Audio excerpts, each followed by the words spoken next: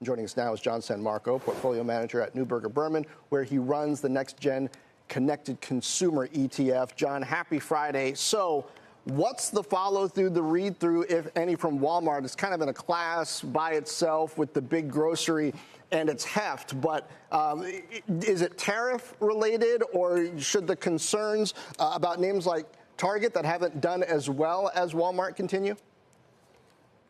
Yeah, thanks for having me on, and happy Friday. My thoughts exactly. I think Walmart is in a bit of a class by itself. But the heft you mentioned, the value orientation, the amount of momentum they had coming into some of this tariff and driven chaos and chaos in retail driven by other factors. So it's a really difficult environment to manage, and you wouldn't necessarily know that reading Walmart's earnings reports and listening to them. I mean, they did sort of reveal some of that in a decision to not guide 2Q earnings, and I guess they didn't change the full year earnings, but I think they very much recognize how difficult the environment is, and in that environment, who better to be than Walmart and some others.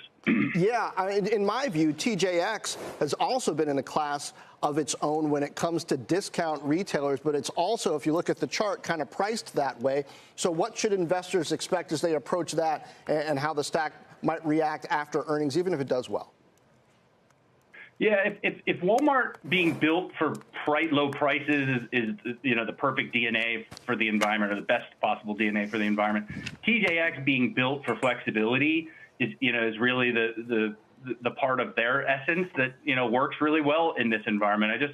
I try to put myself in the seat of a TJX competitor who has to make firmer decisions further out in time about what items are going to cost, what they're going to be tariffed with when they hit shores, how the consumer will be behaving.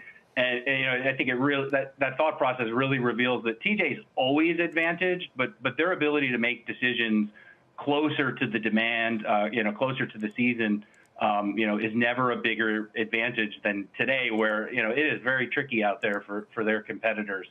John, do you see it as a shot across the bow this week from Walmart when their CFO came out and basically said we're going to have to push prices higher because of tariffs? I mean, there's been a lot of hesitancy from companies coming out and saying it so bluntly, for lack of a better term. But when you have Walmart doing that, does that now give license to other retailers and other consumer-facing companies to do the same?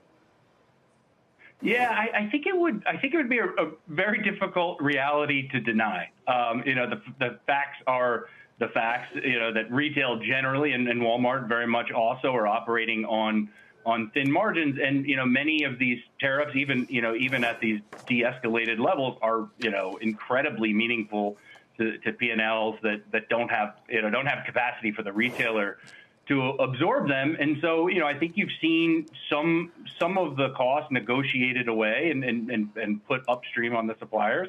The retailers, chances are, will end up eating some of this. That's lending itself to the earnings uncertainty we have today. And as you pointed out, Walmart, I thought in a bit of an unusual move, made it very clear that prices are likely headed higher. And yeah, I think your question is spot on. If you're a competitor, maybe you let out a little bit of sigh of relief to hear Walmart say that, and I would expect competitors will follow suit very quickly, if they're not already taking some preemptive pricing. Okay, John Sanmarco, thanks for joining us.